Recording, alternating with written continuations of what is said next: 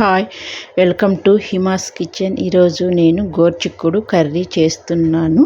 దానికి ముందుగా ఒక గిన్నెలో గోరుచిక్కుడుకాయలు వేసుకొని ఒక చిన్న గ్లాస్ వాటర్ వేసుకొని కొద్దిగా సాల్ట్ వేసుకొని ఉడికించుకుందాము. ఇలా ఉడికించుకోవాలి.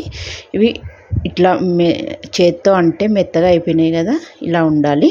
తర్వాత స్టవ్ మీద ఒక కడాయి పెట్టుకొని అందులో 2-3 స్పూన్ల నూనె వేసి తర్వాత పోపు గింజలన్నీ వేసుకుందాము.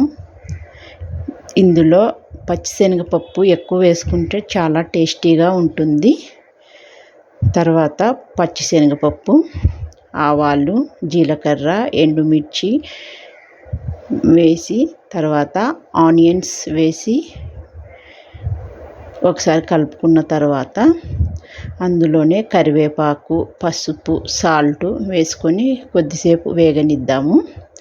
ఈలోపు మనము దీనికి కావాల్సిన ఒక మసాలా తయారు చేసుకుందాం. దానికి ఎండు కొబ్బరి, పుట్నాలు, వెల్లుల్లి రెబ్బలు, పసుపు, ఉప్పు, కారం, ధనియాలు ఇవన్నీ వేసి మిక్సీ పట్టుకుందాము.